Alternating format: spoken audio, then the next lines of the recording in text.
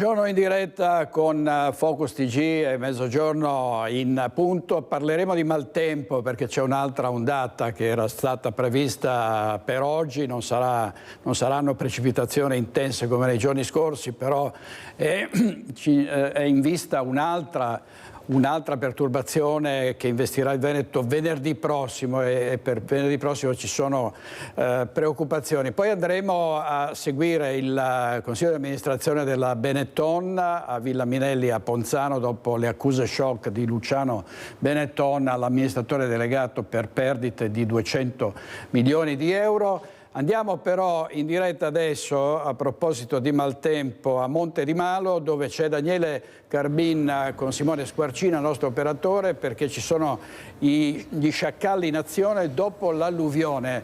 A te Daniele. Sì, buongiorno direttore, buongiorno a te e ai tuoi telespettatori. Intanto confermo con me il sindaco Mosè Squarzoni di Monte di Malo. Buongiorno a tutti. Ecco, e proprio sulla questione maltempo ho appena chiesto anch'io così novità, innanzitutto il tempo reale, quello che avete qui dopo l'alluvione sta per piovere e com'è la situazione? Beh, c'è sempre un attimo di preoccupazione in quanto abbiamo visto anche questa mattina a seguito delle piogge piuttosto intense della nottata, della mattina verso le 5, che in diverse zone del territorio ci sono state delle criticità, soprattutto nella strada che collega Monte di Malo a Priabona, con una piccola esondazione di una valle. Il terreno è già carico d'acqua dalle scorse settimane e francamente sta cedendo. Siamo quasi alla liquefazione dei terreni e questo ci preoccupa un po' in vista anche delle precipitazioni che sono previste per il fine settimana. Ecco, venerdì soprattutto, dicevamo. Sì, abbiamo visto che nelle previsioni meteo ci sono precipitazioni piuttosto intense. Ci auguriamo che il terreno inizi a drenare perché altrimenti le 26 oltre frane che abbiamo si moltiplicheranno ancora. Ecco direttore, ovviamente l'hai già anticipato tu, noi siamo qui in questo posto preciso perché ieri mattina qui alle 6 il sindaco è venuto proprio sul posto cercando di intervenire tempestivamente proprio per la questione sciacalli. Erano già stati segnalati da vari residenti sul posto la presenza di queste persone estranee al territorio che comunque si fanno vedere proprio in momenti già in altre occasioni di maggior difficoltà delle persone, non per aiutare ma per approfittare delle difficoltà. Il sindaco, avendo avuto proprio subito la segnalazione, ha cercato di coinvolgere la polizia locale, ma è preferito venire da solo e affrontare di persona. Come è andata innanzitutto ieri? Beh, dobbiamo precisare che è dal 17 di maggio, dal giorno dopo seguente l'alluvione, che queste persone si sono riversate nel nostro territorio compiendo dei piccoli atti di sciacallaggio, andando anche all'interno delle proprietà private a prendere delle cose che non erano state buttate. Questo anche deve essere chiaro il concetto. La gente è già prostrata fisicamente e mentalmente per quello che ha subito, un'alluvione che ha fatto portare via tutto, molta gente ha perso anche la propria abitazione e questi soggetti si approfittano anche di questi attimi per andare ancora a delinquere. Questo mi ha fatto andare un po' via di testa anche francamente perché sono stato anche un po' redarguito dai carabinieri per l'intervento diretto che ho fatto, però ho ritenuto di intervenire proprio per garantire la mia popolazione. Ecco, ricordiamo che è proprio qui in questi cassoni che il proprietario Roberto Adda aveva depositato del materiale che doveva comunque essere visionato dai periti delle assicurazioni e comunque deciso cosa farne, non certo a disposizione di chi credeva di poterne approfittare. Ecco, lei non ha avuto timore e ha chiesto che cosa, ricordiamolo, documenti, no? Sì, io mi sono solo qualificato come sindaco del comune di Monte di Malo e come pubblico ufficiale ho richiesto i documenti di identità anche per reidentificarli in questo posto quando li avevamo già identificati il 17 di maggio, proprio per cercare di avere anche i dati per poter poi sporgere denuncia, in quanto compiono degli atti repentini e anche per questo che sono intervenuto, perché continuano a fuggire, si spostano da una parte all'altra ed è fatica che le forze dell'ordine li prendano sul tempo e sul posto. Ecco, lei però le ha minacciato, come? Minacciato di morte? Sì, mi hanno praticamente intanto fotografato l'auto, mi hanno detto che sapranno dove trovarmi, mi hanno detto che me la faranno pagare, agitando un motosega pur diciamo così dotato di una protezione di fronte al viso. Io sono rimasto impassibile, ho detto appunto che certe cose nel mio territorio non si fanno e che devono allontanarsi. Mi dispiace solo di non aver avuto qualcuno al mio fianco che mi desse una mano. Ecco, intanto per riguardo, lei comunque sta visionando ancora le foto segnaletiche, ecco, aggiorniamo ad oggi la notizia, ha presentato denuncia formale, già ha individuato alcuni di questi soggetti e ancora la Polizia dei Carabinieri la sottoporranno poi ad altri indiziati. Sì, è corretto, già ieri ho sporto denuncia, già nella prima mattinata di ieri, alle 9 avevo già compiuto e depositato gli atti, nel pomeriggio sono stato convocato in caserma di Carabinieri di Malio, che ringrazio per la collaborazione, hanno già, diciamo così, individuato i soggetti. Ne ho già riconosciuti 4, oggi pomeriggio presumo di andarne a riconoscere altri 3. Ecco, noi anche per correttezza, queste persone erano state segnalate anche nel vicino comune di Isola Vicentina, a Castelnuovo, proprio un'ora fa siamo stati a sentire la popolazione e effettivamente confermano anche la visita di questi soggetti segnalati anche in quel caso dai residenti che proprio avrebbero asportato anche oggetti depositati di automobili che erano già state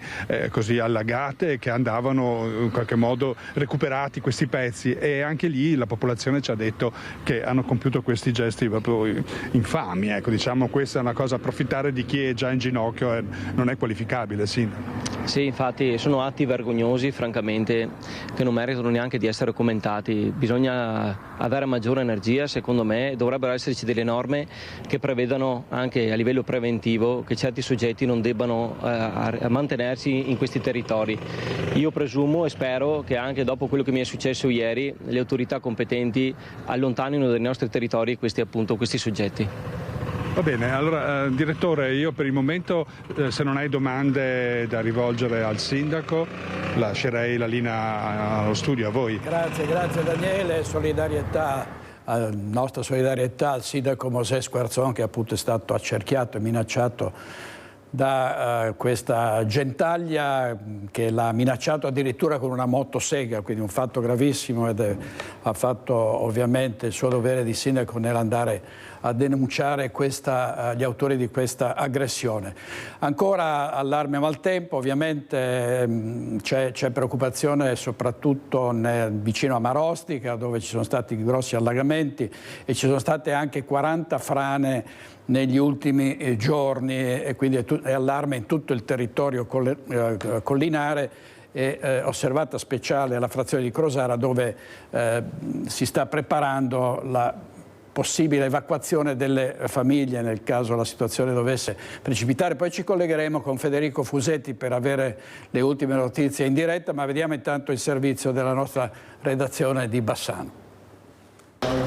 Noi vogliamo essere pronti a qualsiasi evenienza, anche lo sfollamento e il blocco di quella che è la provinciale che porta in altopiano, oltre che la messa in sicurezza naturalmente di tutte le famiglie che sono interessate dal possibile blocco della massa di fango che potrebbe scendere. Per cui noi dobbiamo essere pronti a tutto, anche a sfollare le persone in tempi brevi.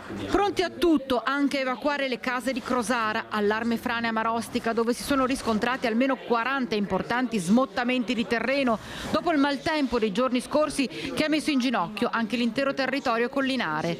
Attivo H24 il COC, osservato speciale è proprio l'abitato di Crosara.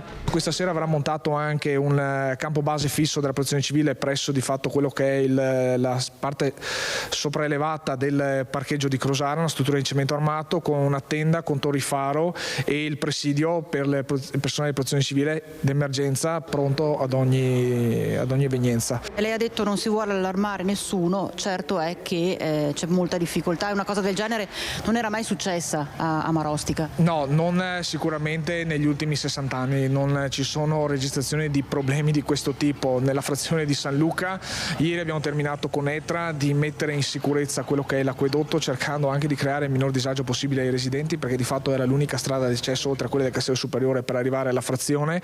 Ora c'è un semaforo che regola come ieri, lì abbiamo un fronte frana di 60 metri con la tubazione dell'acquedotto che porta l'acqua a 1500 persone della frazione di Crosara e di San Luca. L'altro problema l'abbiamo tra San Luca e Vallonara in via Valeri, lì abbiamo 4 frane sulla stessa via, ne abbiamo già rimosse 2, ne abbiamo un'altra di più piccole dimensioni, la più importante invece stiamo cercando di capire anche con i geologi della regione che sono già venuti 3 volte in sopralluogo come poter intervenire. Sindaco Mozzo con Vanessa Banzatto, avete sentito prima sciacalli nelle imprese e nelle case allagate a Monte di Mallo, ladri scatenati invece a Spresiano in provincia di Treviso. Andiamo subito in diretta da Francesca Bozza. Buongiorno direttore, buongiorno ai telespettatori. Insieme a Nicoletta Rizzetto siamo in questo campo che sta proprio nella parte posteriore di questa zona residenziale che adesso andremo a mostrarvi, di questi condomini. Perché siamo qui? Per mostrarvi come tra le erbacce alte ci sia questa zona come di passaggio. L'erba è stata schiacciata, possiamo azzardare essere un chiaro segnale del passaggio di qualcuno.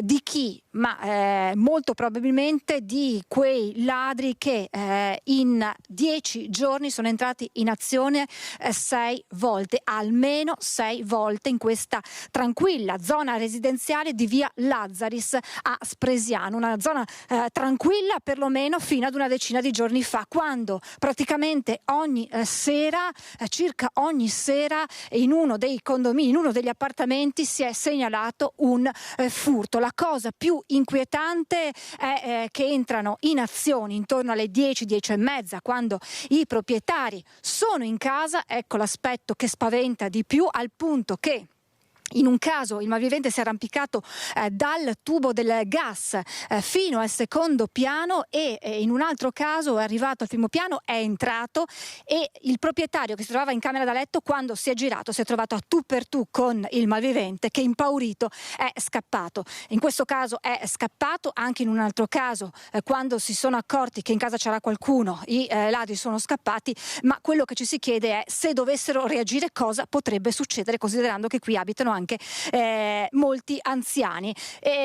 Insomma, al punto che hanno segnalato, chiaramente denunciato tutto i carabinieri, ma un senso di insicurezza che ha portato i residenti ad organizzarsi in ronde già a partire da questa sera. C'è chi guarderà dal terrazzo, per chi ha il terrazzo che si affaccia sulla strada, chi, approfittando della passeggiata con il cagnolino, si guarderà intorno e denuncerà tempestivamente movimenti sospetti. Tutto questo per cercare di tutelarsi, perché ci hanno detto qui non si può più vivere così, siamo spaventati. Abbiamo avvicinato proprio qualche minuto fa insieme a Nicoletta Rizzetto una residente che ci racconta l'inquietudine di vivere in questa situazione in balia dei ladri. E poi la linea può tornare allo studio.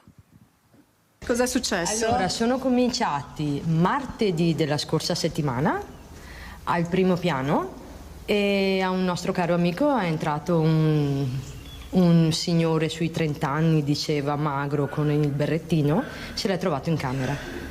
È scappato poi dal terrazzo. La stessa sera, non sappiamo se sia lui o se sia qualcun altro comunque del gruppo, sono andati nell'ultimo condominio, sempre alle 10:30, 10 e un quarto di qua, 10 e mezza di là.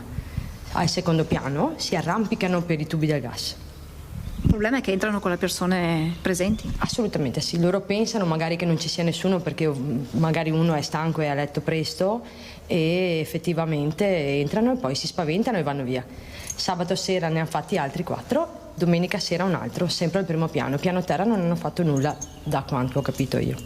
È una zona presa di mira, insomma? È una zona presa di mira, i carabinieri sono al corrente, c'è la stazione dei treni qui vicino e c'è moltissima gente brutta che arriva.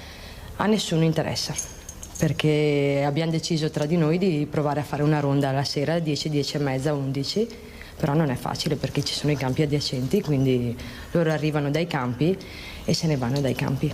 Cioè i cittadini devono arrangiarsi? Purtroppo sì, nel 2024 è una vergogna, però siamo ridotti a questo. Come si vive? Malissimo.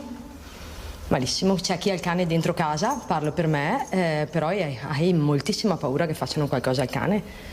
Poi non ti aspetti che una persona arrivi dal terrazzino, adesso comincia a diventare anche un po' il bel tempo, uno lascia magari la finestra in alta, ribalta e da lì entrano.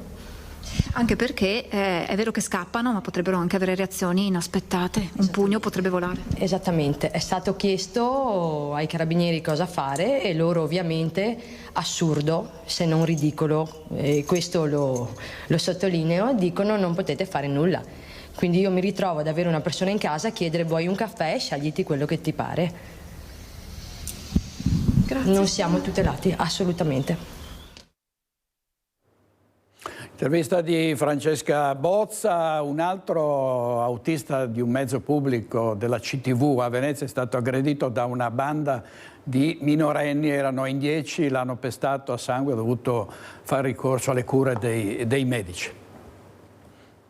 Aggressione avvolta nel mistero da un autista CTV di 52 anni di Noale, picchiato e aggredito dal branco di 10 ragazzine di età al momento indefinita durante il turno di servizio, domenica alle 4:40 del mattino, quando, partito da Noale direzione Venezia, arrivato a Mirano dopo il pestaggio, visto che il branco aveva sfondato e divelto la protezione che lo isolava dai passeggeri, si è trovato costretto, suo malgrado, ad interrompere la corsa all'arrivo delle volanti della polizia, allertate dallo stesso autista, per ricorrere alle cure dei sanitari del pronto soccorso di Mirano. La preoccupazione, lo sdegno e la solidarietà all'autista dal direttore generale dell'azienda veneziana di trasporto pubblico. L'abbiamo sentito, ha 8 giorni di prognosi, un occhio gonfio, diciamo che poteva andare peggio. Al vaglio della questura, dove l'autista sporto denuncia i filmati delle telecamere, stando a fonti investigative di alcuni passeggeri che pare abbiano registrato la violenta aggressione con il telefonino. Sembrano molto chiari questi filmati, per cui io mi auguro veramente che le forze dell'ordine questa volta, avendo anche ben chiare le facce di questi ragazzi, risalgano a loro e cerchino di comminare la giusta punizione. All'arrivo della polizia domenica all'alba, dopo la violenta aggressione, tutti e 10 del branco sono riusciti a scappare nel fuggi generale, sembra, trovando anche un passaggio da alcuni automobilisti che si trovavano proprio nei paraggi del bus. Episodio tra stranezza e coincidenza in corso di verifica dagli inquirenti, mentre nel frattempo la CTV sta pensando a come tutelare maggiormente i suoi dipendenti, in questo caso gli autisti. Io per primo sono molto preoccupato della sicurezza dei nostri dipendenti, però ce la metteremo tutta e ce la mettiamo tutta, soprattutto quando ordiniamo gli autobus nuovi, li ordiniamo e li stiamo ordinando con dei rinforzi sempre maggiori per proteggere appunto gli autisti. Una giornata di caos e molti voli cancellati all'aeroporto Marco Polo per uno sciopero del personale. Andiamo in diretta da Anna Maria Parisi. Eccoci direttore, buongiorno, siamo qui in diretta con le immagini di Sandro Ponchio dallo scalo aeroportuale di Tessera Marco Polo con Mina Parisotto, e a breve ci raggiungerà anche un altro ospite di Sicuritalia, Mina Parisotto, per parlare, rifacendomi anche direttore al servizio appena andato in onda, anche della sicurezza del personale di terra che opera qui quotidianamente H24 allo scalo di Venezia, perché mi raccontavano mentre è andato in onda il servizio di come anche recentemente una hostess di terra sia stata strattonata e buttata violentemente a terra da una persona che si doveva imbarcare perché è arrivata in ritardo, e quindi per il ritardo accumulato se l'è presa con la hostess. È andata così, Mina Parisotto? Sì, da quello che abbiamo saputo è andato così. Purtroppo, soprattutto per quanto riguarda anche il post pandemia, l'umanità sta peggiorando. Non c'è più rispetto per chi lavora, comprensione per chi sta dando il massimo pur essendo sotto organico. Questa è una delle grosse problematiche. E infatti queste sono alcune delle problematiche per le quali oggi i lavoratori della sicurezza e anche i FLAI, tra breve avremo anche il rappresentante regionale dei FLAI, scioperano fino alla mezzanotte di oggi. Però dicevi, non soltanto la questione economica, anche i turni massacranti, una formazione che non c'è perché il personale laddove chiede di essere formato si sente rispondere, raccontavi, che non c'è tempo per seguire i corsi di formazione, e poi anche la questione delle ferie che insomma vengono date e non date a seconda di chi le chiede, di certi favoritismi. Insomma, dicevi una situazione che poi vede anche una disparità nel trattamento degli stipendi rispetto a una contrattazione che c'è stata a febbraio. Tanta la gente che si sta licenziando anche. Sì, purtroppo dopo la fusione con Sicuritalia sono venuti in essere 3 tipologie di contratti. I vecchi, che sono rimasti con un contratto che ancora è abbastanza appetibile. Il restante dei lavoratori si ritrovano con 1.100 euro al mese e giustamente l'esodo continua. Chi riesce a trovare di meglio se ne va.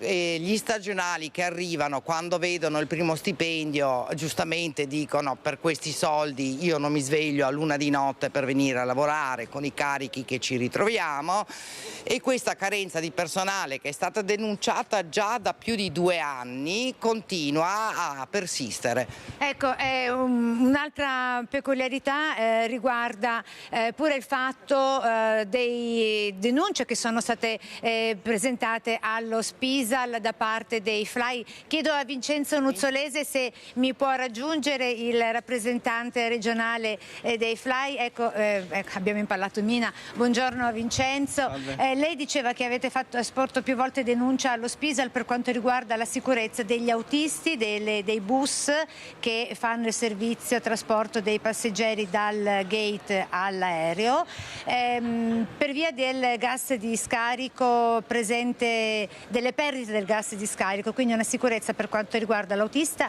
ma i passeggeri stessi. Ci racconta di che cosa sta succedendo? Sì, ci sono all'interno della nostra struttura dei mezzi che sono fatiscenti, specie per quanto riguarda il lavoro dell'autista, in quanto alcuni autobus hanno delle guarnizioni che non sono funzionanti, e quindi tutti i gas di scarico del motore entrano all'interno dell'abitacolo, che vengono respirati dal lavoratore, che tra l'altro in molti casi non ha neanche la possibilità di aprire i finestrini perché sono bloccati. Abbiamo autobus che hanno soltanto la struttura metallica come sedile. E noi abbiamo denunciato questa cosa allo Spisal, sperando che questi ispettori si muovano e vengano a fare un'ispezione per almeno bloccare questi autobus che al momento, diciamo, non sono idonei. E tra l'altro molti non hanno neanche l'aria condizionata, quindi immaginate di lavorare in estate con il calore che è sul piazzale senza aria condizionata né per il conducente e molte volte neanche per i passeggeri stessi. Ecco, questa è la situazione per la quale scioperano sia dal personale del FLAI che per la sicurezza. Tantissimi al momento i voli ad oggi al momento cancellati, molti quelli in ritardo, uno sciopero che proseguirà ad oltranza per quanto riguarda il personale della FLAI. Dal Marco Polo è tutto, linea a te direttore. Grazie molte Anna Maria Parisi e al nostro operatore Sandro Ponchio. Andiamo sulla cronaca giudiziaria. Come vi abbiamo detto ieri, il camionista tedesco che aveva ucciso, dopo averlo travolto, il ciclista Davide Rebellin, camionista tedesco Wolfgang Rieck, è stato ricoverato al Canfoncello per un ictus da cui è stato colpito proprio nel giorno in cui avrebbe dovuto essere presente alla prima udienza. Vediamo. Colpito da ictus ischemico, Wolfgang Rieck è ricoverato in prognosi riservata all'ospedale Cafoncello di Treviso. Il camionista tedesco di 63 anni, il 30 novembre del 2022 a Montebello Vicentino, travolse e uccise il campione veneto di ciclismo Davide Rebellin. Si è sentito male la sera del 23 maggio, immediatamente il ricovero in ospedale. Oggi resta in gravi condizioni, ma non sarebbe in pericolo di vita. Le sue condizioni sono gravi e ancora i medici non si sbilanciano, infatti la prognosi è riservata. Attendiamo i prossimi giorni di capire quali sono gli sviluppi da un punto di vista medico delle sue condizioni di salute. Oggi Wolfgang Rieck avrebbe dovuto comparire di nuovo in tribunale a Vicenza per il processo che lo vede imputato. Sarebbero stati sentiti i periti, ingegneri cinematici, nominati dal pubblico ministero e dalla difesa di Rieck per ricostruire l'esatta dinamica dell'incidente in cui morì Davide Rebellin. Ma proprio pochi giorni prima dell'udienza il malore improvviso per il camionista tedesco. La prognosi è ancora riservata, quindi l'udienza è stata rinviata per legittimo impedimento. La volontà è quella che il processo termini nel più breve tempo possibile, questo ci è sempre stato rappresentato dal signor Rieche, che infatti non ha mai frapposto problemi a che il procedimento venisse definito in tempi rapidi. Controlli a Vicenza, controlli delle forze dell'ordine in città, nelle aree calde, soprattutto in zona Campo Marzo. È stato individuato un uomo che guidava senza patente dopo aver rubato alcolici. Controlli congiunti nelle zone calde della città, di questura, carabinieri e polizia locale, in cui ieri sono state controllate 71 persone, di cui 11 stranieri e 7 con precedenti.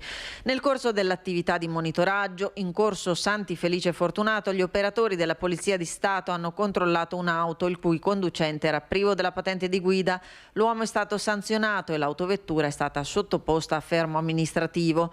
Gli agenti sono inoltre intervenuti in un supermercato di Viale San Lazzaro, dove era stata segnalata la presenza di un uomo che si era impossessato di alcune bottiglie di alcolici, restituendole al proprietario che lo aveva scoperto. Il responsabile è stato rintracciato dai poliziotti a poca distanza e accompagnato in questura per il fotosegnalamento. Per l'uomo è scattato il foglio di via obbligatorio dal Comune di Vicenza per 3 anni. Vandali sempre in azione, spesso la fanno franca, ma ogni tanto vengono pizzicati. È successo a Piove di Sacco, dove è stato individuato che l'uomo che a Piove di Sacco e a Brugine aveva danneggiato decine di auto. È un 25enne già noto alle forze dell'ordine, il vandalo che ha danneggiato e razziato una quarantina di auto tra Piove di Sacco e Brugine. Dopo una breve indagine, grazie soprattutto alle telecamere di videosorveglianza, i carabinieri di Piove di Sacco hanno identificato e denunciato il giovane per furto aggravato e danneggiamento. Sarebbero opera sua i 2 raid vandalici avvenuti nella notte dello scorso 11 e 19 maggio. In questi 2 episodi sono state danneggiate oltre 30 autovetture nel centro di Piove di Sacco e altre 15 nel successivo fine settimana. A Brugine, dall'interno di alcune autovetture sono stati rubati anche oggetti personali. Nel corso delle perquisizioni a casa del 25enne sono stati rinvenuti occhiali da sole, portachiavi ed una bicicletta rubati durante le scorribande notturne, oltre a vari arnesi da scasso. Tutta l'area furtiva verrà quanto prima riconsegnata ai legittimi proprietari. Andiamo a Ponzano in diretta. Non c'è, allora andremo tra pochissimo a Ponzano in diretta da Christian Arboit, perché è in corso il consiglio di amministrazione del gruppo Benetton dopo le accuse shock del patron Luciano nei confronti dell'amministratore delegato Renon. Ecco, abbiamo ristabilito il collegamento. Ti vediamo, Christian, a te la linea. Buongiorno direttore, anche da parte di Simone Merlo che sta curando la parte tecnica. Ci troviamo su uno dei lati di Villa Minelli, dove fra pochissimo dovrebbe tenersi, anzi si terrà il CDA di Benetton Group. Ho appena avuto conferma, quindi ci sarà il CDA di Benetton Group e sarà l'ultimo CDA, l'ultimo consiglio d'amministrazione con Luciano Benetton presidente, con Luciano Benetton quindi in carica. È l'ultimo CDA con l'amministratore delegato Massimo Renon. La polemica è nota, più che una polemica, una vera e propria tempesta dopo la pubblicazione sabato mattina sul Corriere della Sera dell'intervista rilasciata da Luciano Benetton. Luciano Benetton che di fatto ha annunciato l'addio, che oggi sarà evidentemente formalizzato, puntando il dito però contro il management, contro i manager, parlando di un buco da 100 milioni di euro. Chiaramente non ha fatto nomi Benetton, ma ha parlato di un uomo che viene dalla montagna, e l'uomo che viene dalla montagna non può che essere Massimo Renon, manager di origini bellunesi, già CEO, amministratore delegato di Marcolin, che tra l'altro abbiamo sentito nella giornata di domenica e che si trincera dietro altro no comment bellicoso dicendo risponderanno i miei legali. Quindi sarà anche un CDA teso, però veloce. Mi è stato detto, riferito che sarà un CDA particolarmente veloce, dove sarà esplicata la situazione finanziaria del gruppo e dove Edizione che è la società cassaforte della famiglia Benetton, metterà sul tavolo tanti soldi. Quindi la notizia positiva è questa: Edizione andrà ad appianare di fatto il debito, il buco, quello che lo stesso Benetton ha definito come buco. A margine, non quindi all'interno del CDA, con ogni probabilità sarà dato anche il nome del nuovo CEO che arriva dal mondo dell'industria. Però a Ponzano c'è evidente preoccupazione. Qui con me c'è la signora Adelaide, che ha parecchi anni e ben conosce il legame che c'è tra Ponzano e la Benetton. Sì. È un legame indissolubile. Sì, è un legame indissolubile, perché essendo nati qui sia i Benetton che tutto il resto, è chiaro che i ponzanesi, di cui faccio parte oggi anch'io, sono preoccupati giustamente, anche perché non c'è più la pubblicità che c'era prima sugli abiti della Benetton, su quelle belle magliette colorate che erano sinonimo di pace, di bellezza.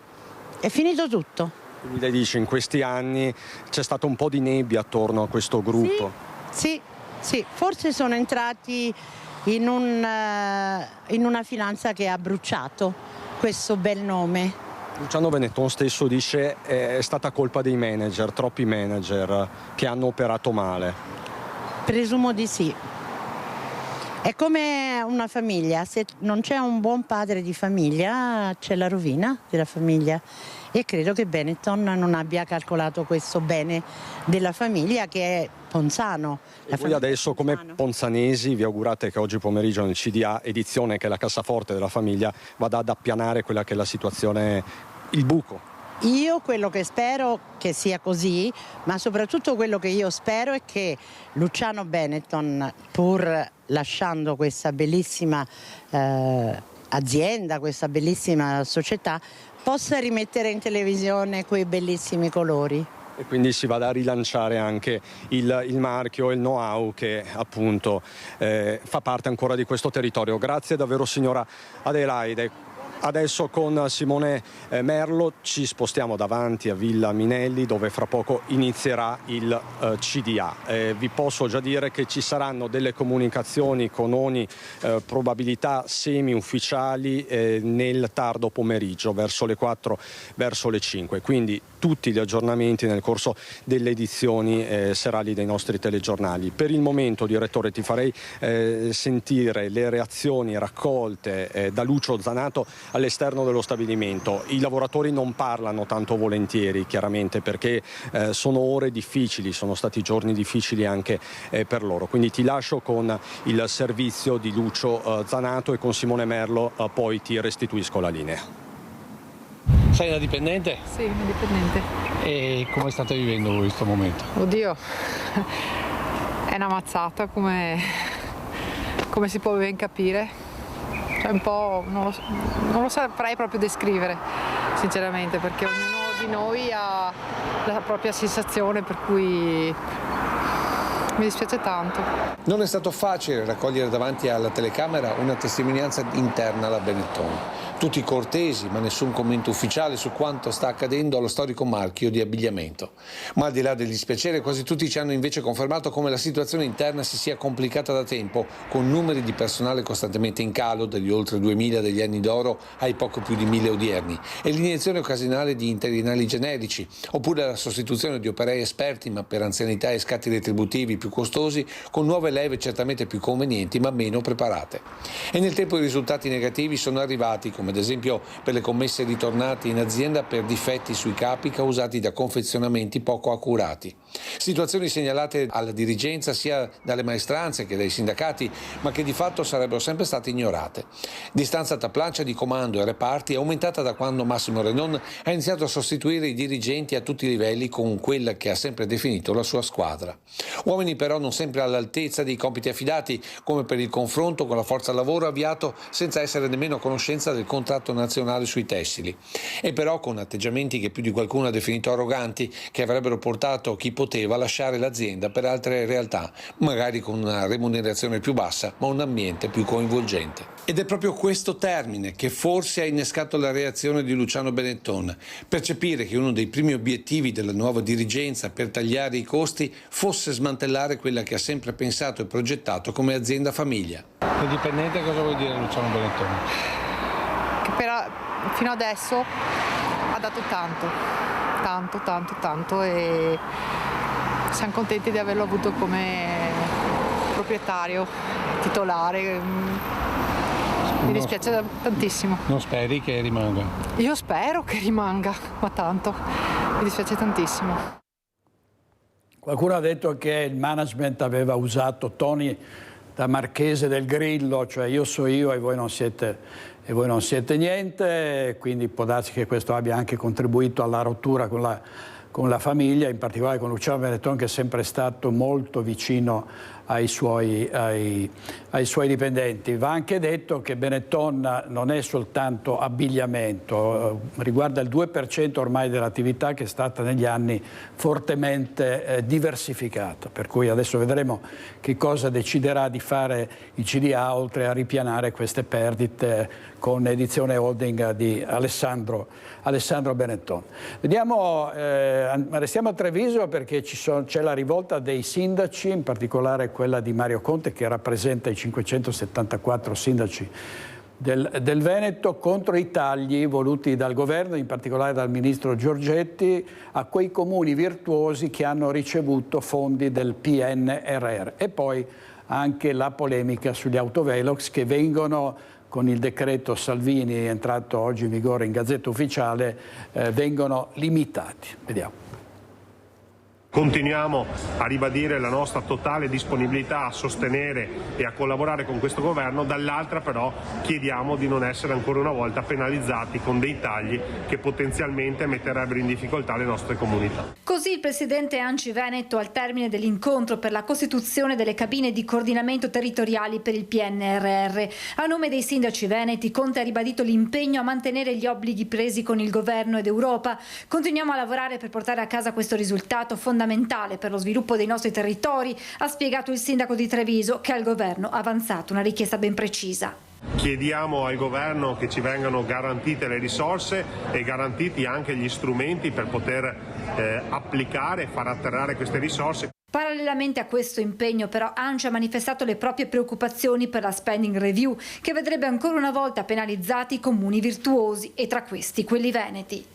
In questi mesi si sono dimostrati responsabili, attenti e puntuali nei confronti di una programmazione che è quella del PNRR, che paradossalmente oggi rischia di vederci penalizzati, perché se passa la linea che chi più ha preso più gli verrà tolto, allora io credo che questo Paese sta veramente andando al contrario. Intanto i comuni dovranno fare i conti anche con le minori entrate derivanti dalle multe per eccesso di velocità rilevato dagli autovelox, dopo la stretta inserita nel decreto del Ministero delle Infrastrutture, che dal 28 maggio sarà pubblicato in Gazzetta Ufficiale. Non si potranno mettere più autovelox nello stesso tratto, non si potranno applicare questi repentini riduzioni di velocità, il tutto per garantire da una parte la sicurezza stradale, dall'altra evitare il famoso fenomeno del fare cassa attraverso gli autovelox, un fenomeno che qui in Veneto non è stato utilizzato dai sindaci. Limitata l'autonomia dei sindaci, che dovranno chiedere l'autorizzazione ad installare gli autovelox al prefetto. Per evitare le cosiddette multe in serie, tra un dispositivo e l'altro dovranno intercorrere distanze minime diverse in base al tipo di strada, e ancora in città stop agli autovelox sotto i 50 km/h. Le nuove regole, ha spiegato il ministro Salvini, sono essenziali per garantire che gli autovelox siano utilizzati dove effettivamente serve e non come ulteriore tassa. Non si utilizzano gli autovelox per far cassa, però era anche giusto mettere nero su bianco delle regole di buon senso. Questo era il sindaco di Treviso e presidente dell'ANCI Mario Conte. Oggi in regia per Focus TG ci sono Italo Morao e Renato Capoia. Adesso andiamo a Padova, dove sono iniziati i primi test per entrare a medicina. Alla prima selezione si sono presentati in 3.000 per 564 posti. Sentiamo subito in diretta Valentina Visentin. Io sono ibridata nell'altro sbagliato.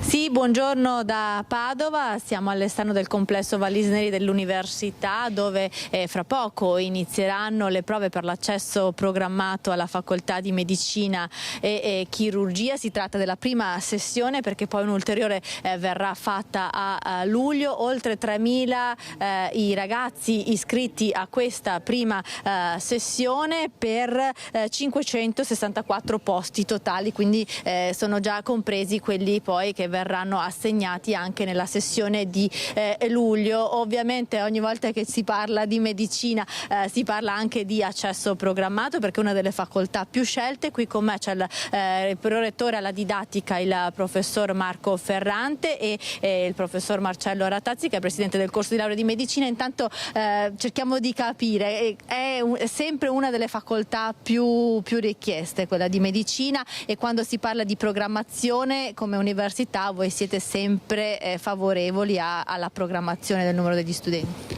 Certamente sì, è uno dei corsi di studio con maggiori richieste di iscrizione.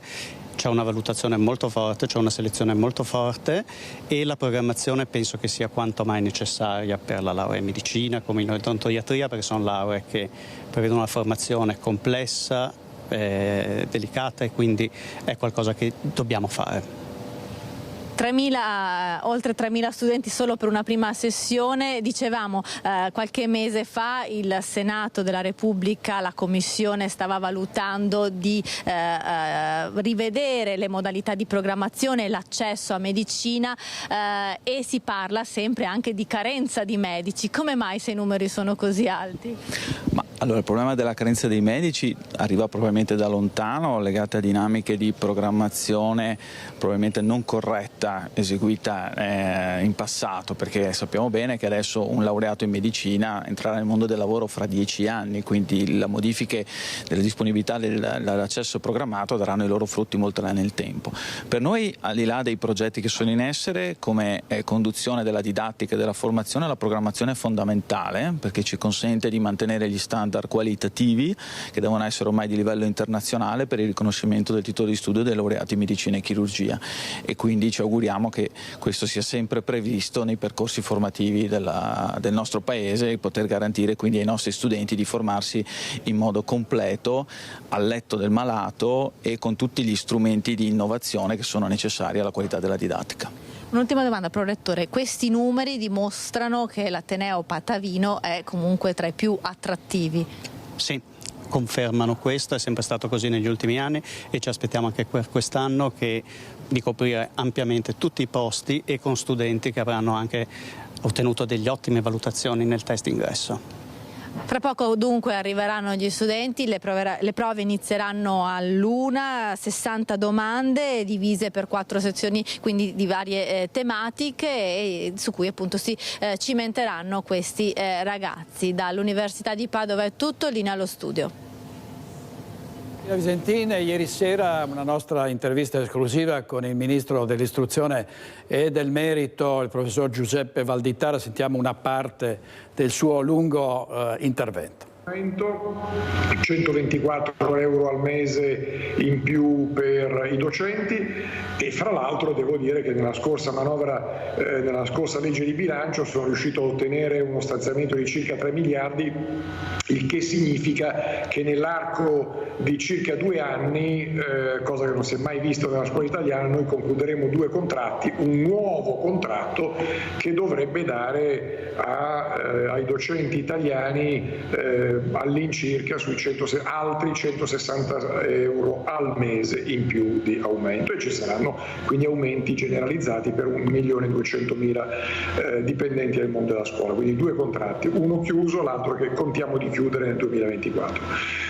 Ma poi soprattutto c'è tutto il tema di ridare autorevolezza sociale, la cultura del rispetto, quindi il discorso dell'avvocatura dello Stato a difesa dei docenti, il discorso del voto di condotta, il discorso del cambiamento anche del concetto stesso dell'istituto della sospensione, perché la sospensione sino ad oggi significava stare a casa e quindi era quasi un premio, invece d'ora in poi diventa più scuola, diventa eventualmente anche di fronte ad atti gravi attività di cittadinanza solidale negli ospedali, nelle case di riposo, nelle mense per anziani, in modo da imparare la solidarietà. Poi c'è il tema ovviamente della valorizzazione dei talenti, che per me è molto importante. Io credo molto nel fatto che ci siano tante intelligenze, tutte di uguale dignità, tutte di uguale valore. La scuola costituzionale, ecco, questa può essere un po' la sintesi, che mette al centro la persona dello studente, e allora questo significa sostanzialmente il docente tutor, il docente orientatore, il docente tutor che viene pagato, viene formato, che coordina insieme con gli altri docenti disciplinari in una logica di team, una formazione sempre più personalizzata. Anche i docenti disciplinari vengono pagati se di pomeriggio devono potenziare sulla matematica, sull'inglese, sull'italiano. Poi il docente orientatore che serve alle famiglie, agli studenti. Questo era il ministro Valditara collegato in diretta ieri sera a Focus, e proprio di supplenze parliamo nel prossimo servizio, perché sono già terminati i tirocini formativi e bisognerà aggiungere i punteggi in graduatoria per le supplenze. Su questo c'è un'alzata di scudi dei sindacati. Un insegnante di sostegno potrebbe perdere anche 9 punti in graduatoria, 3 i punti persi in caso di iscrizione a concorso. Nei giorni in cui si formano le graduatorie per le supplenze per il prossimo anno scolastico, emerge una nuova disparità di trattamento. Gli insegnanti che supereranno l'esame conclusivo entro il 10 giugno avranno diritto al punteggio. Quelli che invece li termineranno tra il 17 e il 24 giugno, tra questi chi li sta seguendo all'Università di Padova, no. Io che ho fatto il 10 l'esame, ho passato il TFA, posso aggiungere il punteggio, chi lo fa l'11 già è fuori dal punteggio, quindi con effettivamente una cosa che si porta contro il docente, che non avrà possibilità di lavoro, perché 9 punti sono tantissimi. Se l'abilitazione per tutti avverrà a giugno, sulla base di una decisione del Ministero dell'Istruzione e di quello dell'Università e della Ricerca, i punti assegnati saranno diversi. Per questo i sindacati chiedono che al più presto si intervenga con la creazione di una riserva che permetta agli insegnanti che supereranno l'esame conclusivo di iscriversi a prova superata. Sottolineiamo che in ambito nazionale dovrebbero muoversi quantomeno tutti con le stesse date e dare la possibilità a tutti. Intervista di Francesco Rattai della nostra redazione di Padova. Restiamo a Padova perché c'è stato un consiglio comunale dai toni accesi, un consiglio comunale Fiume ieri sera, perché è stata approvata la delibera per la realizzazione del nuovo hub logistico del gruppo Ali. L'esito della votazione è il seguente: favorevoli, chiudo la votazione, favorevoli 17, contrari nessuno, astenuti nessuno, non votanti 3, assenti 13, la proposta è approvata. Il risultato alla fine è stato ottenuto, ma la maggioranza ne esce acciaccata. Dopo una seduta a Fiume del Consiglio Comunale è stata approvata la delibera che consentirà al gruppo Ali di poter realizzare l'hub a Granze di Camini in via Svezia. 15 voti a favore, 12 contrari, 5 astenuti. Il nuovo polo logistico della catena di supermercati padovani Padovana però spacca un pezzo di maggioranza, 5 i voti contrari, quelli delle 2 consigliere di Coalizione Civica Marta Nalina e Chiara Gallani, quella della consigliera della PD Anna Barzon e dei consiglieri Valentina Battistella e Luigi Tarzia della lista Giordani. Io penso che adesso, al di là dell'insediamento del polo logistico, ci sono le condizioni, anche da quello che è emerso dal dibattito consiliare. Io penso che il sindaco possa fare anche una considerazione e distinguere le due vicende tra l'insediamento del polo logistico lì a Padova a Est, a Camin e a Granze, e invece questa vicenda della Romagnoli, su cui anche in aula ho sentito diversi consiglieri comunali che hanno chiesto alla Giunta di fare una nuova riflessione. Insomma, io personalmente penso che il contributo straordinario debba essere investito a compensazione per la gente di Granze e di Camin, e soprattutto vada investito nella parte est, nel quadrante est della città. Dopo una lunga discussione, la minoranza vede il voto contrario del gruppo di Fratelli d'Italia, della Lega e dei consiglieri Ludovico Mazzarolli ed Emanuel Bianzale. Per far passare questa delibera la maggioranza ha dovuto trovare un escamotage, cioè legare questa delibera all'acquisizione del parco, anzi della caserma ex Romagnoli, per fare un parco spendendo oltre 5 milioni e mezzo di euro, senza però avere i costi delle bonifiche, senza sapere quali saranno i costi aggiuntivi, quando avrebbe potuto avere circa i 2/3 della caserma Romagnoli senza spendere un euro, perché li avrebbe ricevuti gratuitamente. Astenuti Alessandro Tognon del PD, mentre sono andati via prima della votazione i consiglieri di opposizione Francesco Peghin, Davide Meneghini, Carlo Roberto Moneta e Roberto Cruciato. Il progetto dunque prevede come compensazione ambientale per la realizzazione dell'hub la realizzazione di un grande parco pubblico all'ex caserma Romagnoli. L'area interessata dall'intervento era indicata dalle pianificazioni urbanistiche Patta e Pati come area di potenziale espansione della zona industriale, in considerazione della scelta di rendere la zona industriale di Padova polo di rango provinciale e bloccare la proliferazione di piccole aree industriali e artigianali nel resto della provincia. Ha commentato in una nota l'assessore al commercio Antonio Bressa. L'area depavimentata della Romagnoli sarà invece di circa 9 ettari. A Padova era stato morsicato dalla vittima di una rapina, un bandito che a 8 anni dal colpo, proprio in seguito agli esami del DNA, è stato individuato, arrestato e condannato. Nel luglio del 2016 aveva commesso una rapina, era entrato in un negozio di Padova per rubare, ma vistosi scoperto aveva ingaggiato una colluttazione con il proprietario e c'era stato un morso che aveva provocato una perdita di sangue. A distanza di 8 anni il responsabile è stato condannato grazie al DNA che aveva lasciato dopo essere stato morso dal negoziante. Si tratta di un 57enne messinese fino a qualche anno fa residente a Padova che è stato condannato così ad 1 anno e 8 mesi con rito abbreviato. Nel 2022, grazie alle analisi effettuate dai carabinieri del RIS di Parma, si era arrivati all'identificazione dell'uomo che poi aveva portato al processo. L'uomo si trova attualmente in una comunità di recupero per tossicodipendenti. Andiamo a Prato della Valle, di solito ne parliamo per grandi manifestazioni, per la bellezza di questo luogo, però ci sono anche dei problemi di inquinamento nelle acque della canaletta, infatti galleggiano rifiuti e persino animali morti. La canaletta di Prato della Valle trasformata purtroppo in un ricettacolo di immondizia di vario genere. Le immagini parlano da sole, questo è davvero un brutto biglietto da visita per uno dei luoghi più belli, apprezzato e amato dai turisti della città.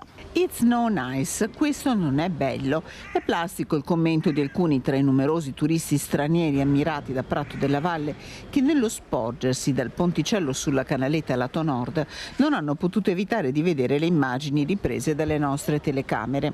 Bottiglie di vetro, un cartone di birra, bottiglie di plastica, lattine, un guanto del supermercato e persino davvero maleodoranti un pesce e un topo morto. Ai turisti stranieri si aggiungono quelli italiani. È un po' un peccato perché è davvero una bellissima zona, è la prima volta che vengo come turista e sì, è un peccato vedere le bottiglie che galleggiano nel dell'acqua. Da dove arriva? Da Piacenza. La pensano allo stesso modo i cittadini padovani che approfittano del nostro microfono per una lezione di educazione civica tutta da ascoltare. Ci sono tutte queste manifestazioni contro l'ambiente a cui io non ho mai partecipato, perché l'esempio perfetto che mi viene in mente è: ok, facciamo questo casino, tutte le manifestazioni, però passi il giorno dopo e per strada ci sono tutti i bicchieri di plastica per terra. Quindi al posto di alzare la voce, prendete le mani, prendete la cosa, esiste la raccolta differenziata e non ci vuole tanto, basta prendere le mani, guardare, leggere, un secondo. La fretta non cammina, quindi fate con calma. Dalla nostra redazione la segnalazione al comune è già partita, non sono acque ferme quelle della canaletta, ma alimentate dal canale Licorno. Speriamo che al più presto le acque su cui riflettono le immagini 78 padovani illustri tornino pulite. Servizio di Chiara Gaiani, vediamo alcuni titoli del Corriere del Veneto, la prima pagina del Corriere del Veneto online. Dal Veneto l'appello dei genitori adottivi, i nostri bimbi nell'inferno di Haiti, si faccia come per Chico Forti. E poi Matilde Villa, la nuova stella del basket, dice no agli Stati Uniti, prima la nazionale e le amiche. I detenuti al lavoro negli hotel di Venezia, è un progetto nato dalla collaborazione tra l'Associazione Veneziana degli Albergatori e l'amministrazione penitenziaria con il supporto di Veneto Lavoro per promuovere e accrescere le opportunità di occupazione dei detenuti. Il primo detenuto ha iniziato da un mese a lavorare nella cucina di un hotel veneziano. Altri sono in fase di formazione con ampi margini di inserimento nel settore alberghiero cittadino, 8.000 posti di lavoro con un turnover continuo di circa l'8% del personale. Naturalmente sono previsti criteri molto rigidi ed un'attenta fase di valutazione del comportamento del detenuto prima di rilasciare l'autorizzazione a svolgere l'attività lavorativa. Questa iniziativa ha trovato il favore istituzionale, quindi la Regione Veneto e l'amministrazione penitenziaria, che insieme hanno provato a lavorare applicando delle best practices che sono quelle appunto del dimostriamo che come Stato che ha in custodia le persone possiamo far diventare quelle stesse persone che sono state condannate, quindi in qualche maniera relegate in un angolo della città, facciamo sì che queste persone diventino risorse. L'Associazione Veneziana Albergatori ha rilevato la valenza sociale dell'iniziativa, un'occupazione fissa è una leva importante per evitare recidive e per aiutare veramente i detenuti in un reinserimento. Il primo detenuto di Santa Maria Maggiore che sta lavorando in hotel deve scontare ancora 1 anno e mezzo di detenzione, ma risulta motivato a reinserirsi nella società. È molto interessante ogni giorno vedere questo ragazzo che è stato inserito in un percorso lavorativo all'interno di un albergo veneziano, svolgere la sua giornata come un comune cittadino, uscire dall'istituto penitenziario a un orario ben definito, andare comodamente, serenamente al lavoro insieme a tutti gli altri cittadini che la mattina si recano al posto di lavoro e la sera rientrare soddisfatto, e quello che mi colpisce è che ogni giorno mi dice grazie. Allora rimane l'instabilità del tempo, preoccupazione soprattutto per venerdì prossimo, quando dovrebbero esserci delle piogge molto intense. A Marostica frane e smottamenti, come avete visto poco fa all'inizio di questa edizione del TG nel nostro servizio. Ma andiamo in diretta adesso a Marostica da Federico Fusetti, perché è pronto un piano di evacuazione dei cittadini nel caso la situazione dovesse precipitare. A te Federico. Sì, buongiorno direttore, buongiorno ai telespettatori. Proprio come hai detto, il cielo non promette nulla di buono. Purtroppo siamo a San Luca di Marostica, quindi siamo sopra l'abitato di Marostica, nella zona purtroppo interessata da alcune frane, 5 per la precisione, e diciamo anche che non è nemmeno facile fare i collegamenti con voi, proprio perché è una situazione un po' complicata. Ci sono 20 persone a rischio evacuazione dalle loro case per queste 5 frane che minacciano l'abitato. Anche questa mattina sopralluoghi da parte ovviamente del sindaco, dai responsabili della protezione civile, dai tecnici di Veneto Agricoltura, dei funzionari del comune che stanno facendo la spola continuamente tra le varie frane per capire qual è la situazione, per tenerle monitorate, proprio perché sono preoccupati di quello che può accadere nel caso riprendano le piogge o ci siano soprattutto delle bombe d'acqua. È stata creata una sorta di centro operativo della protezione civile, non il cosiddetto COC, quello è a Marostica, è in centro, quindi è in pianura, qui siamo circa a 600 metri di altitudine.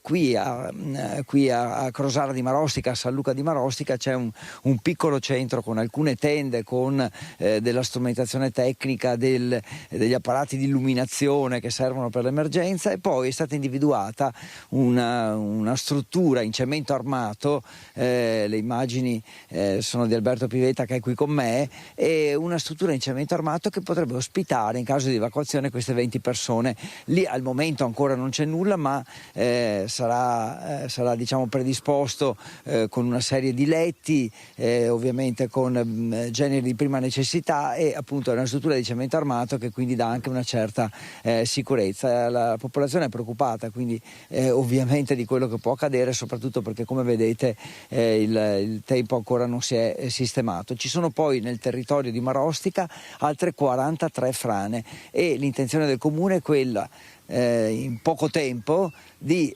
diciamo garantire che i corsi d'acqua riprendano a fluire normalmente, perché adesso sono bloccati da queste frane, e poi appena possibile utilizzare scavatori anche di grosse dimensioni per sistemare definitivamente tutte queste situazioni pericolose. Ne abbiamo parlato già nei giorni scorsi, ma insomma era anche per darvi un po' un'informazione diciamo aggiornata questa mattina, tutti al lavoro, quindi tutti molto stanchi, non noi ma chi fa veramente qualcosa sul territorio, e quindi vanno sicuramente ringraziati. Direttore, ti restituisco la linea, quindi da Alberto Pivetta e da me, poi ci aggiorneremo nei notiziari.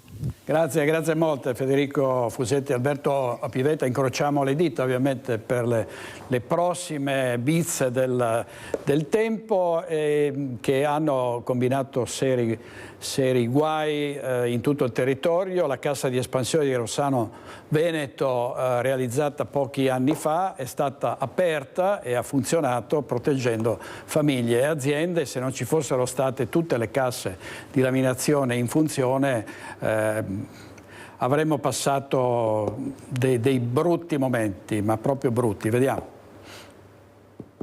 La cassa di espansione ha funzionato. A Rossano Veneto la cassa, considerata indispensabile e realizzata di recente, ha protetto un centinaio di famiglie e alcune aziende dalla furia dell'acqua dei giorni scorsi. Con una superficie di 7.000 metri quadri e una capienza di 8.000 metri cubi è stata realizzata dal Consorzio di Bonifica Brenta. La cassa di espansione si è rivelata un'opera pubblica eccezionale. Io sono felicissima di aver insistito per poterla fare. La cassa, che ricordo in via Novellette, è riuscita ad assorbire tutta l'acqua che è venuta giù in questi giorni, aprendosi nel modo corretto e mettendo in salvo le vie Novellette e la prima parte di via Bessica. Un'opera che era già entrata in funzione l'anno scorso e che solo pochi anni fa non sarebbe stata giudicata necessaria. I cambiamenti climatici infatti hanno costretto gli amministratori ad accelerare i tempi. Felicissima di quest'opera, spero che anche i nostri cittadini ne siano stati contenti vista l'utilità. Anche a Colfosco di Susegana, problemi e danni, è crollato un muro di contenimento che delimita la provinciale 34 e il vigneto di un privato. L'allarme di un imprenditore che dice è necessario fare più prevenzione. L'acqua copiosa che è venuta giù da monte, l'acqua che noi passavamo qui sulla provinciale scardinava praticamente il muro, quindi scendeva come qui sopra questo muro qui. quindi era come una cascatella. L'acqua così abbondante da scendere copiosa come una cascata dal muro che delimita la provinciale 34 a Colfosco di Susegana con il vigneto di un privato. Il terreno pesante dalla troppa pioggia è la forza dell'acqua che a causa del maltempo della scorsa settimana ha fatto cedere il muro, finendo sulla provinciale diventando un pericolo per i tanti mezzi che ogni giorno vi transitano. Questo però che è caduto è molto più basso di questo. Questo qua, se lo misuriamo in fondo, tra la rete e tutto quanto andiamo a 4 metri, quindi se cadesse questo, i pali della linea telefonica e internet che va su qui alla centrale del gas, le fibre ottiche, questa riuscirebbe praticamente a superare la linea bianca qui della provinciale. È per questo che abbiamo segnalato di dire attenzione, perché se piove ancora può venire giù questo muro e quindi mettiamo in sicurezza, mettiamo dei cartelli. È l'allarme lanciato dall'imprenditore di Colfosco che chiede vengano disposte misure utili a prevenire questi fenomeni e a limitare i danni. Il maltempo ha infatti fatto crollare il muro appena un giorno prima dell'arrivo dei ciclisti impegnati nel Giro d'Italia. Muro di una proprietà privata che con lo smottamento e il peso del terreno sta continuando a muoversi. Strano, noi avevamo il COC aperto, dunque non è che ci siano state fatte segnalazioni. So che hanno preso già contatto con l'ufficio tecnico per fare opere di sostegno provvisorio in attesa di andare a risagomare tutta la scarpata, cioè risagomare, a fare le opere necessarie per consolidare la situazione. Avete visto Diotisalvi Perin, imprenditore trevigiano che ha realizzato anche un museo della Grande Guerra e spesso ospite di Mirella Tuzzatto a Sveglia Veneti. Andiamo in pubblicità e poi torniamo qui in studio e in diretta con voi.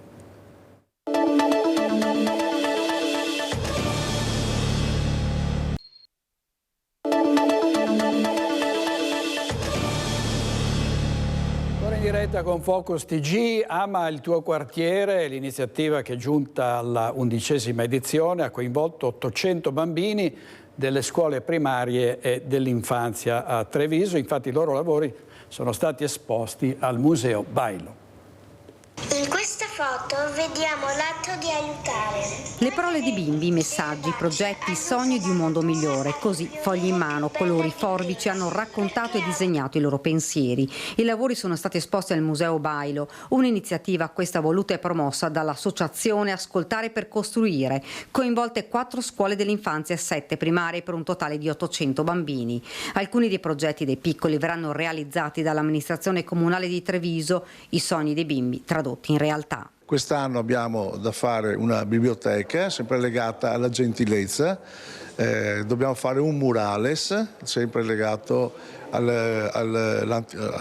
lotta contro il bullismo e all'amore e alla gentilezza. Poi ci hanno chiesto varie integrazioni di giochi, di gazebi, eccetera, la rete di pallavolo che riusciremo comunque entro l'estate a fare per tutti. 3 temi trattati in questa edizione, uno storico, c'era una volta il mio quartiere, uno legato al bullismo, l'altro all'inclusione. I messaggi arrivati dai bambini sono forti e chiari, le parole cardine sono amore e gentilezza, un concorso dove hanno vinto tutti, lavori non solo realizzati con disegni e costruzioni. Il mondo digitale fa parte della vita dei nostri bambini e quindi è giusto e opportuno che ci sia una condivisione anche di questi strumenti, mantenendo però sempre la manualità e quindi il disegno e l'espressione dei bambini attraverso queste modalità. Poi è chiaro che anche dei messaggi digitali sono al passo con i tempi ed è giusto che i ragazzi e i bambini capiscano che si può usare il digitale anche per trasmettere messaggi positivi. La mostra rimarrà aperta fino al 2 giugno, il 1° giugno l'ingresso sarà gratuito e intanto si pensa già al prossimo anno. Per il prossimo anno intanto una delle idee che poi ci confronteremo col Comune è quella di cosa possono lasciare i più grandi, ovvero anche i bambini più grandi, ai più piccoli. Molto interesse e partecipazione da parte di insegnanti e piccoli. Si sono molto applicati sia sul lato grafico, sia sulla parte della ricerca e della proposta, ma anche sul lato della riflessione. E invito infatti a visitare questa mostra non solo alle famiglie ma anche a tutta la cittadinanza perché offre degli spunti di riflessione molto interessanti. Come un manto per le lucciole, un grande arazzo realizzato con tessuti di recupero da Olimpia Biasi, che abbiamo qui in studio, che salutiamo. Buongiorno, buongiorno signora Biasi, e con lei c'è Daniela Bricola, General Manager dell'outlet MacArthur Glen. Vediamo intanto un servizio che riguarda questa opera, che era fino all'altro ieri al Teatro del Monaco di Treviso, e ieri per la visita del Capo dello Stato al Teatro Goldoni di Venezia, dove è stata premiata la direttrice del Fondo Monetario Internazionale, è stato riportato a Venezia. Intanto vediamo di cosa si tratta. Abbiamo questo arazzo straordinario che nasce proprio dalla rigenerazione, rinascita di tessuti abbandonati. È un inno all'economia circolare la mostra installativa Come un manto per le lucciole, progetto che annovera tra i suoi assi portanti uno splendido arazzo lungo 7 metri e alto 1,20 che l'artista Olimpia Biasi ha realizzato con tessuti di recupero su rete industriale. L'opera, dopo la presenza al Goldoni di Venezia e al Teatro Verdi di Padova, è presente al Del Monaco di Treviso. 3 le componenti che stanno dietro a questa lavorazione.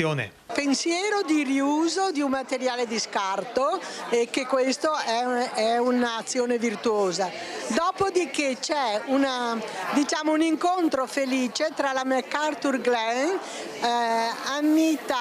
Annina Orsini, che ha creato il titolo Come un manto per le lucciole. L'arazzo è stato commissionato da MacArthur Glen 90 di Piave, designer outlet impegnato nel nuovo progetto che riafferma l'impegno verso arte e sostenibilità. È nato per caso un progetto che poi ha ritrovato fondamenta in un'attività che noi portiamo avanti da parecchi anni, che si chiama Recycle Your Fashion, quindi dei capi che sono dismessi dai nostri consumatori sono stati in questo caso lavorati dall'artista Olimpia Biasi all'interno con una manualità grandiosa, con dei ritagli, con degli intrecci, con questo fantastico arazzo che vedete alle mie spalle, che è diventato il simbolo della rinascita. L'intervento artistico resterà a Treviso fino al prossimo 8 giugno. Questa opera, che ha un significato importante, che ci fa capire come nella cultura e nella vita non ci sono scarti, ma siamo tutti potenzialmente delle opere d'arte. L'importante è trovare l'intreccio giusto e l'unione dei tessuti, dei ricami, delle cuciture, che possa esaltare in questo caso queste pezze e nella vita quotidiana le singole persone. La sfida era quella di spingersi oltre il riuso e il riciclo, come ha spiegato la curatrice artistica. Questo giardino pensile che ha questi colori che sono quelli della natura, che continua a esserci, a rinascere, a vivere nonostante sia calpestata. Il flusso di quest'arazzo, di quest'opera, è proprio quella di rigenerarsi secondo i luoghi. Infatti il partner ideale in questa occasione è stato lo Stabile del Veneto. Allora, Daniela Bricola è General Manager del grande outlet che vedete andando in direzione di Trieste, sulla Venezia-Trieste, davvero è quasi una città, no? Con tantissimi visitatori e grandi parcheggi, quindi è davvero una realtà ormai della nostra economia. È nata da un incontro questa collaborazione artistica, no? Sì, è nata da un incontro felice, da un'ispirazione. La nostra azienda persegue da tanti anni ormai, attraverso il progetto Recycle Your Fashion di cui si parlava nel pezzo, una politica di riuso di quello che è un po' sta al centro del nostro lavoro e del nostro business, che è il capo d'abbigliamento dismesso, che poi genera il fabbisogno di comprarne uno nuovo. Però fa anche tanti altri progetti legati alla sostenibilità, alla filantropia, si impegna molto attivamente in un contesto sociale di città metropolitana, per far sì che tante delle sue iniziative non riguardino poi solo l'aspetto commerciale, ma anche quello valoriale. E l'incontro con Olimpia è stato un incontro felicissimo, perché questa intuizione che è nata insieme a lei, quella di ridare valore e portare a nuova bellezza, nuova forma d'arte, qualche cosa che poteva diventare scarto, si è poi tradotto in un'opera meravigliosa, tanto da essere esposta ieri alla presenza del Capo dello Stato, cosa che mi ha emozionato ovviamente moltissimo, perché riluceva l'opera nel foyer del Teatro Goldoni e ha generato nuova bellezza. Come diceva il sindaco di Treviso, non ci sono scarti, bisogna solo trovare l'intreccio giusto, e Olimpia ha saputo trovare veramente l'intreccio magico per rendere quello che non si sarebbe più utilizzato veramente qualcosa di meraviglioso.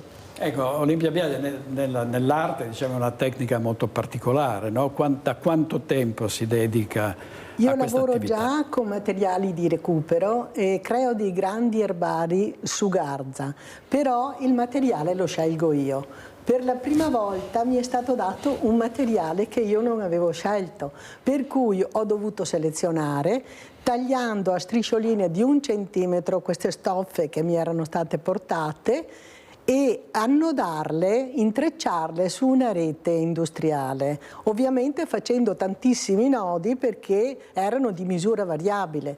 È stata una grande sfida, però l'ho fatta con molto piacere, perché lavorare su 2 campi, quello estetico e quello etico, quindi il risultato è stato un'opera appassionante. Ecco, quindi si può anche con l'arte in qualche modo difendere l'ambiente, dare un messaggio, soprattutto credo ai giovani, perché in tempi di cambiamenti climatici si sia tutti più sensibili alla difesa del territorio. Abbiamo visto cosa succede quando ci sono dissesti idrogeologici determinati dal maltempo. Quindi una cultura dell'ambiente che lei in qualche modo come dire, porta avanti, no? È un messaggio che io adotto da parecchio tempo, ed è quello di indicare proprio il recupero di materiali inerti, di materiali che sarebbero da risulta. E quindi quando mi è stata commissionata quest'opera mi sono trovata pienamente nel mio clima. Ecco, ha in vista altre opere sullo stesso, diciamo, sullo stesso versante? Ha già qualche idea, insomma, qualche altro progetto? Io ho in corso una mostra al Museo degli Eremitani di Padova, dove presento tutta una serie di erbari e tutta una serie di libri d'artista ispirati alla poesia. Anche il titolo di questa opera è ispirato alla poesia. Ecco, come un manto per le lucciole. Come un manto per le lucciole viene da una poesia di Nico Naldini ed è stato scelto da Anna Maria Orsini, per cui, ripeto, è una connessione molto importante. Lei è trevigiana? Io sono trevigiana e lavoro da parecchio tempo nel campo dell'arte. Ecco, per Treviso devo dire con il sindaco Mario Conte davvero fa molto sul versante della cultura, investe molto, aiuta gli artisti, quindi davvero il Comune di Treviso anche su questo è un'eccellenza. Tra l'altro a Treviso arrivano tantissimi visitatori, molti vanno appunto nei musei, tra questi c'è anche il Bailo di cui abbiamo parlato, Santa Caterina, eccetera. Senta, allora, general manager di una grande realtà economica, a suo giudizio cos'altro dovrebbe fare un imprenditore per fare in modo che cresca la cultura dell'ambiente e della difesa dell'ambiente? Il tema che avete citato poc'anzi, legato anche all'esempio e come dire, al valore non materiale di un'iniziativa come questa, richiama l'attenzione sulla forza che l'imprenditoria ha nel portare l'esempio sui territori. Noi per esempio nel nostro piccolo, attraverso Evolve, che è questa piattaforma sulla quale mostriamo il nostro impegno legato all'Agenda 2030 e quindi sui diversi temi legati all'ambiente, alla sostenibilità sociale e ad altri temi, cerchiamo di portare avanti anche un messaggio. Molto spesso si tratta di declinare la responsabilità dell'impresa rispetto all'educazione che può avere nelle comunità, e al di là di quello che poi è l'elemento pratico che ogni impresa può fare rispetto alle attività operative. Ogni impresa ha le sue magagne, vogliamo dire. L'industria della moda, l'industria del fashion non è di sicuro l'industria più sostenibile, sebbene il concetto di outlet che noi rappresentiamo sia già sostenibile nel suo DNA, perché rimette in un canale virtuoso, in maniera virtuosa, quello che teoricamente potrebbe essere già scarto ancora prima di essere utilizzato la prima volta. E però ogni impresa ha all'interno una grande potenzialità, sia quella di operare attraverso iniziative legate all'ambiente, sia quella di educare. Le imprese sono sempre più forti dei singoli elementi della cittadinanza, quindi insomma per ciascuno di noi c'è un piccolo carico da portare avanti. Tra l'altro tante imprese stanno investendo proprio, anche diventano sponsor importanti di manifestazioni culturali di altissimo livello, no? Quindi le imprese davvero stanno comprendendo che c'è anche un ritorno molto forte. Sì, e poi c'è anche un tema di collaborazione tra pubblico e privato. Noi per esempio attraverso questa collaborazione con una fondazione, che poi è un qualche cosa di un po' diverso, ma una collaborazione attiva che abbiamo per esempio con la ULS 4, ci intrecciamo assieme al sistema pubblico per portare avanti tematiche legate all'inclusione, alla gestione delle tematiche legate alla disabilità, all'avviamento allo sport dei bambini che magari appartengono a famiglie che hanno possibilità diverse rispetto ad altre. Quindi anche questo è un modo per lavorare assieme e affrontare delle tematiche sulle quali ciascuno di noi potrebbe avere tanto da riflettere. Quindi sì, c'è un ritorno, sicuramente c'è un ritorno, però il ritorno mediatico è anche legato al rischio di greenwashing dietro l'angolo. Quindi è sempre bene pensare bene di fare le cose e poi semmai dirle, non dirle prima di farle. Quindi avere con sé la robustezza già dei contenuti per poi andarle a raccontare. Allora, Olimpia Biasi, chi volesse ammirare come un manto per le lucciole, dove lo troverà a questo punto? Perché abbiamo detto è tornato al Teatro Goldoni. Al Teatro Goldoni di Venezia, non so quanto si tratterrà, poi ritornerà a Treviso, quindi è lì visibile. Quindi per chi lo volesse vedere in questi giorni al Teatro Goldoni, dove ieri è stato appunto il capo dello Stato, e poi tornerà al Teatro Mario del Monaco di Treviso. Grazie. Grazie molte per essere state con noi, se ne parlerà ovviamente ancora, e andiamo in pubblicità e poi torniamo con la cronaca.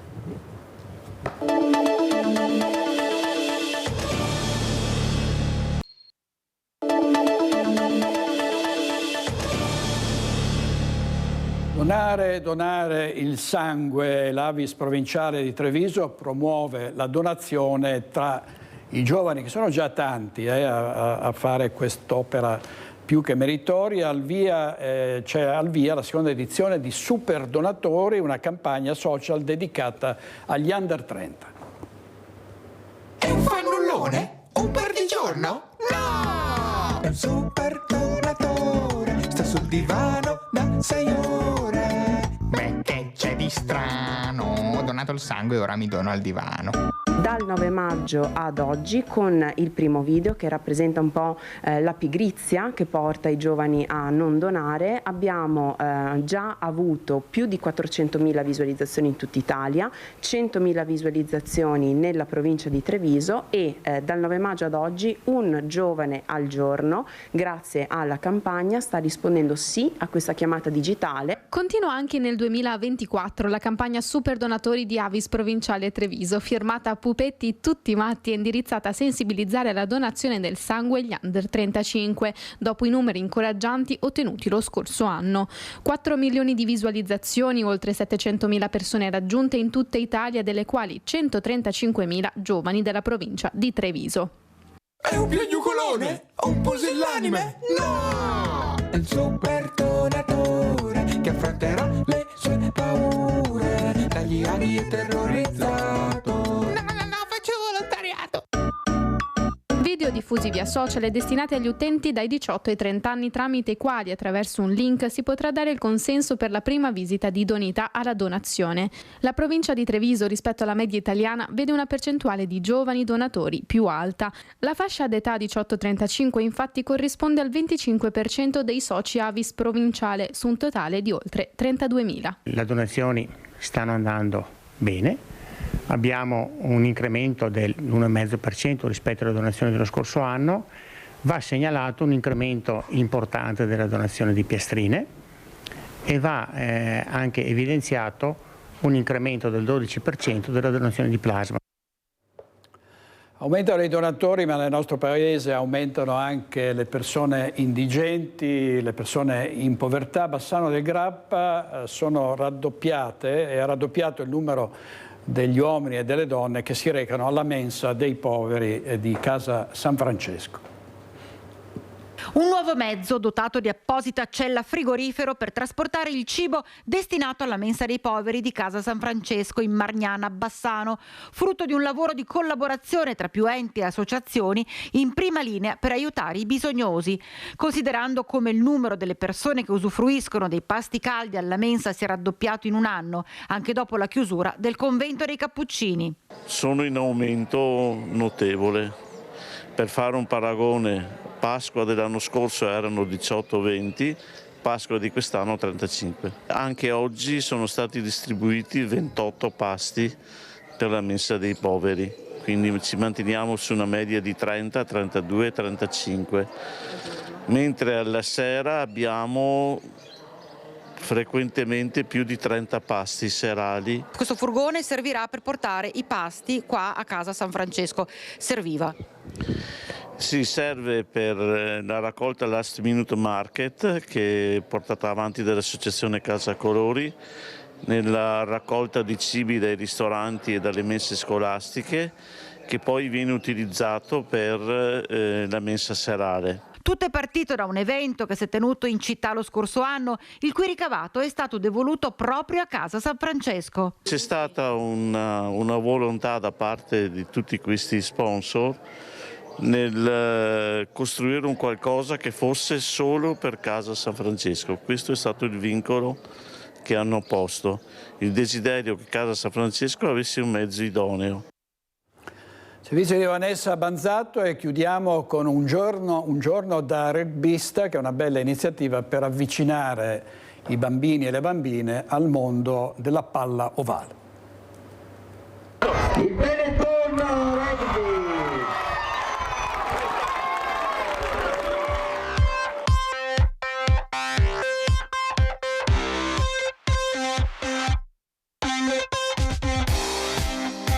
Rugby è stare insieme, è la squadra, è la forza del gruppo, quindi sono insegnamenti che in questo periodo sociale sono decisamente molto utili.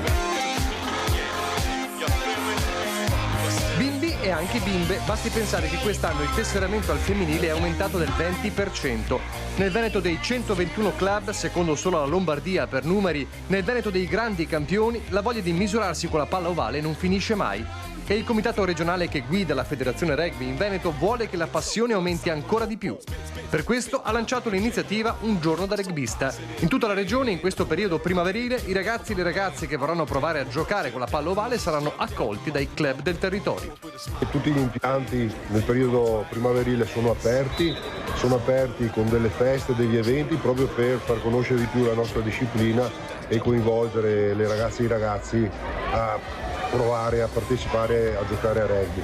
Il tesseramento Smart, che prevede anche la copertura assicurativa, permette di far giocare immediatamente i possibili futuri rugbisti e rugbiste e contestualmente le famiglie di provare il clima che si respira all'interno delle società, con il tradizionale momento conviviale del terzo tempo. Sul sito della Federazione Italiana Rugby, con un semplice clic si può risalire al club più vicino. I tornei sono tanti, le occasioni pure. I tornei direi che sono l'espressione più forte di quello che è il valore del movimento rugbistico italiano. Ai tornei ci sono tante emozioni, tante gioie, tante delusioni, ma fondamentalmente le bambine e i bambini sono qui per divertirsi e questo è il nostro compito all'età che hanno loro adesso. Pronti a diventare i campioni del domani, ma non è obbligatorio. L'importante è sempre e comunque divertirsi.